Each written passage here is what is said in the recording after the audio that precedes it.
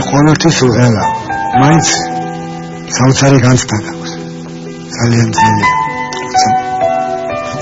როცა ციგნი შენიდან გადის როცა ციგნს სხვაგან აგზავნე ეს მღელვარება პოეტ ტარიელ ხარხელაურს მხოლოდ მაშინ აქვს, როდესაც მკითხველთან შესახვედრად მიდის. შემოქმედებაში ყოველთვის გულწრფელია და ცდილობს ცხოვრების წესით საკუთარ ლექსებს გავდეს. ამბობს, რომ ღმერთმა ლექსის წერის ნიჭი მისცა და არც კი უფიქრია იმაზე, რომ მის პოეზიას მკითხველი ასე შეიყვარებდა. მე ყოველთვის ვცდილობდი, რომ ლექსი და მე ერთმანეთს რაღაცით ვგვანებოდით. ჩემი ცხოვრების წესი უნდა ყოფილიყო ისეთი, რასაც მე ლექს მკითხველთან მოზოდი ლექსი. ამიტომ გიხდებოდა ძალიან ბევრი რამის დათმობა, უარყოფა, იმიტომ რომ შენ არ გავდი, როდესაც მოდიოდი შენ და ლექსი, დასათავიდან როგორც მოდიოდი, შენ არ გავდი ლექსს. ცოტა გასხვებული იყავი და მოგეცია რომ შენ როგორ ახლოს მისულიყავ ლექსს. ლექსით უნდა გესხურა რა. ამიტომ თორა და თუ შენ არ ცხოვრობ ლექსით ეს თამაშო. ამას ადვილად გამჩნევს მკითხველი. თიანეთიდან იშვიათად ჩამოდის, იქ ცხოვრობს და ლექსების უმეტესობაც იმ გარემოში იქმნება. შთაგონების წყარო ყოველთვის სხვადასხვაგვარია, პროცესი ხანგრძლივი, პოეზიის მთავარი სათქმელი კი სიყვარულია. აი რომ სასად მიდიხარ, მოძრაობა რომ გადიხარ სადღაც აი ახლა დაგაკვეთება რაღაც სცენა და სახე აგაკვეთება, რაღაც გამოჩნდება სახე გონებას. ეს მე რა ნეცეგორა ხდება, როგორც თვითონ რომ და თოლის გუნდა დააგორო. მე ლელა გროვდება და ეკრებს ძალას.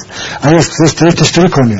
იღებს სახეს, ლექსის სახეს. ლექსები, რომლებიც აქამდე მკითხველის ყურადღების მიღმა დარჩა. გამომცემლობა ინტელექტმა სერია 100 ლექსის ფარგლებში პოეტის ახალი კრებული გამოსცა და მკითხველს საშუალებას აძლევს ტარიელ ხარხელაურის აქამდე ნაცნობ ლექსებთან ერთად მის გამოუქვეყნებელ პოეტურ ნაწარმოებებსაც გაეცნოს.